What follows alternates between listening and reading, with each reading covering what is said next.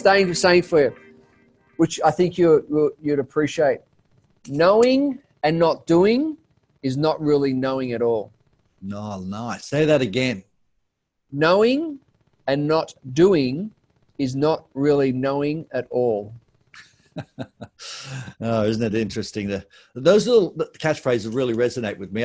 We use one that's the enemy of learning is knowing, because I know that. Oh dear. Okay, now I want to go down another avenue. How could they do a sprint, for instance? Love it. Sprints are one of the most effective ways in order to achieve your goals. And what I mean by sprint is that we have these big, hairy, audacious goals, which are amazing, right? And sometimes they go, oh my God, how am I going to climb that mountain, right? So what we do is we go, okay, cool. What's that next step? What's that first base camp? And that base camp is usually a month away.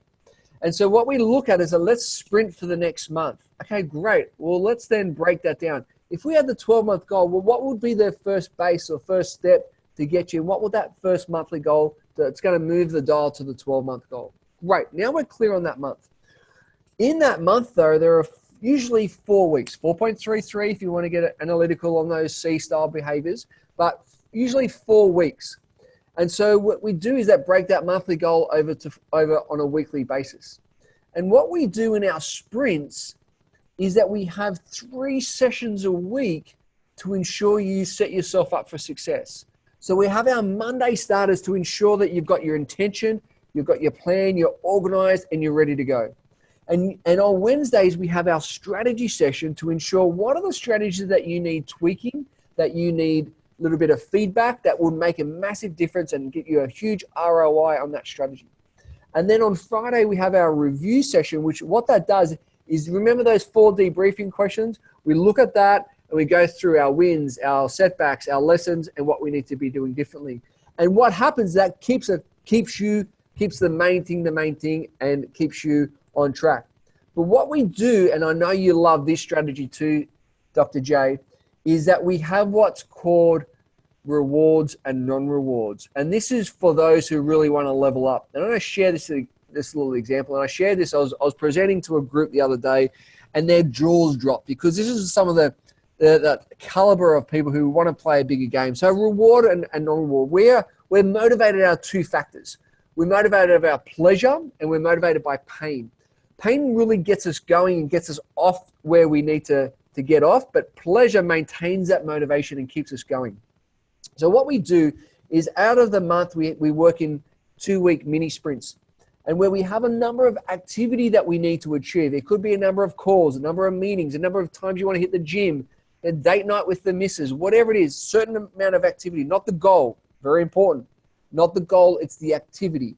And so we have a list of activities that you're committing to for the 2 weeks, not for the 4 weeks, just for the 2 weeks. And what we do is that, okay, right, when you achieve all this activity, what's the reward? How are you going to reward yourself? Because we want to instill the pleasure mechanism. We want to instill the belief that we want to do more of this activity because we know goal achievement is what? Positive activity compounded over time.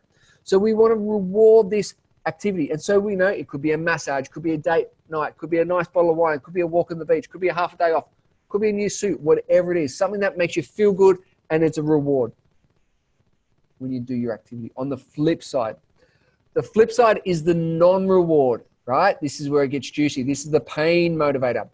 This is where you might have 200 calls for the fortnight and you only get 198. This is when the non-reward needs to kick in. This is the motivator that gets you, oh my gosh, I'm not going to do that. That's the thing that you need to do. So I shared this example the other day is when I was presenting, it was this gentleman, he was an agent, he was a high-performing agent, but he just lost his way. He just needed a kickstart to get him going. And so we set up this fortnightly sprint. So we had listed the activity and he set out his reward, which was to book a holiday. Great reward because he enrolled the missus, the family, everyone was pumped to get him going.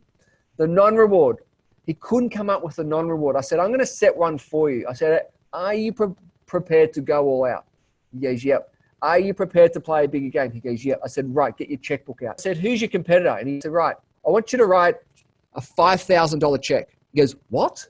Write a $5,000 check to your competitor. He goes, "Are you effing serious?" I said, "Yeah, I am."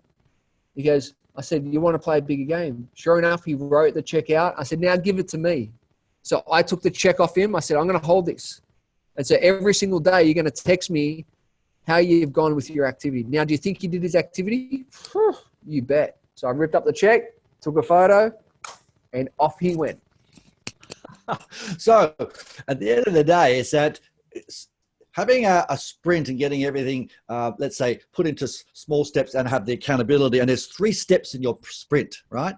The first one is the first day. You actually have what your intention for the week. So what are you going to do? Then the second part is you then halfway through the week, and just correct me if I'm wrong, is have a strategy and a feedback on how you're traveling. Yep. Now you might need a little bit of tweaking and so forth. So it's almost accountability, 2.5, 3 days later. Yep. And then the wrap up on a Friday, there's a review, and you do your 4 questions to make sure that the review is in place. And then after the week or the month, you then would have a reward and non-reward. That's gold. I mean, having a team of people, I'm assuming you've got a few people in the sprints at the time, so it's a smaller little community. Is that right? Yeah, spot on. Do they share it together, or do they? Is it all individualized? What they do is they share it all with me, so I know where everyone is at. But we also have our Facebook group that shares everyone's goals and wins for the week as well. And if you've got any setbacks or challenges that you want to put out and collaborate on with the group as well.